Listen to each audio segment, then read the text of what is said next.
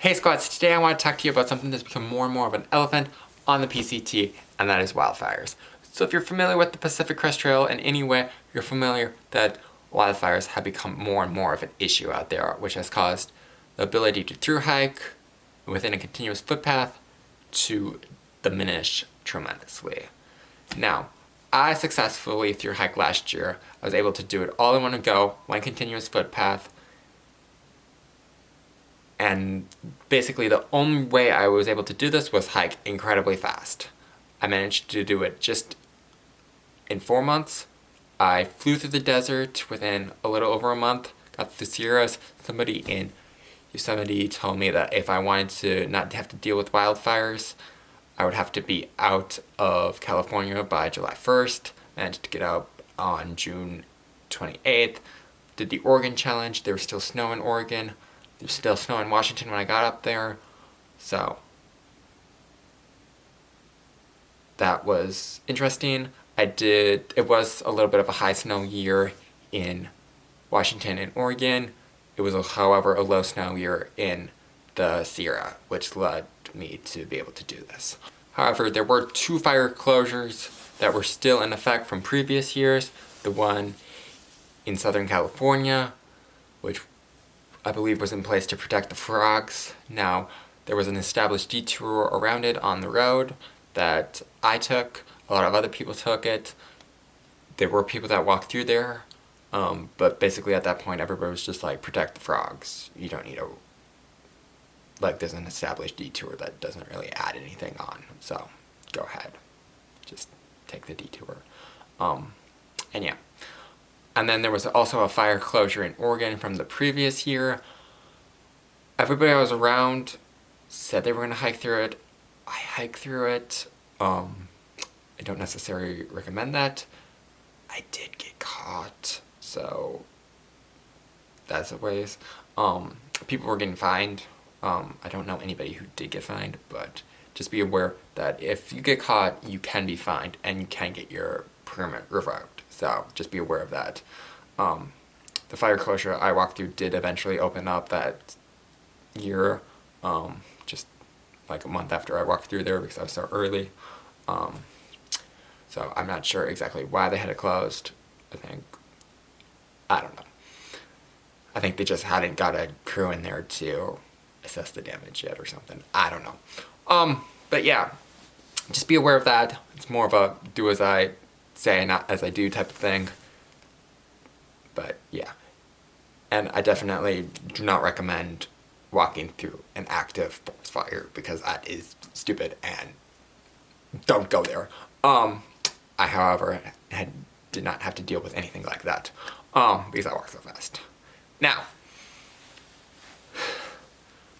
moving on. So how can you be aware of the fire closures out there? Because like the one in Oregon, I wasn't aware of it until I was right there in front of it, and the only options were hike 30 miles to the west or hike 50 miles south. And there was no good options, and there was no really good way around it either. So that's why everybody was basically hiking through at that point. I'm just telling you the facts, not telling you to do this. And same thing basically at the other end. You had to walk about 20 miles north to get to that, or the other direction to get to the other end of that fire closure. However, the PCTA does post whenever there's a closure on their website by the region, so definitely check the PCTA website. When you're out there, it is kind of difficult to check. I really only checked it before I left, so it's out there. The other option you have is, of course, far out guides. They generally keep up to date with updates when there is a fire closure. They'll put an alert out there, but it is just like a dot on the way marker, so if you're not constantly checking way markers, you might not always notice that there's a fire closure here, or there's a closure here, because again, you have to check the dots. Other than that, yeah. And then to get around fire closures, it is complicated, but there are options on this.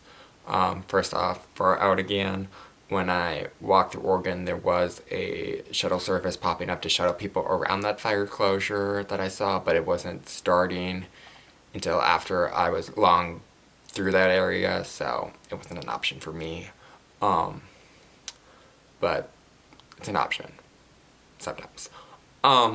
And other people will share their experiences there, how they got around it, and so on and so forth.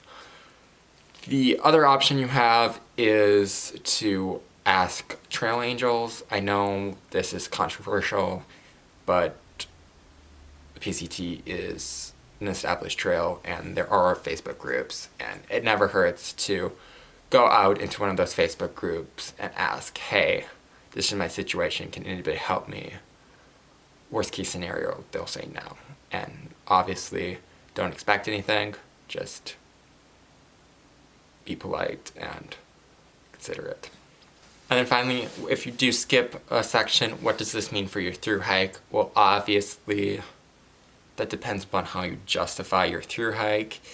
If you vow to hike every open section of the through hike, you'd have to walk up into the fire closure, turn around, walk back, get a way around it, walk back the other direction to the fire closure, and then walk back, obviously. So yes, that's complicated. Generally speaking, people say that if you hike every open mile of trail, you're a through hiker. Other people say you have to have a continuous footpath, so they say you'll have to do like a road walk around it. I guess however you justify your through hike.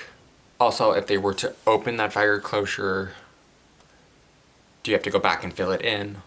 Some people do, other people don't. So it's up to you. And I can't tell you what to do. But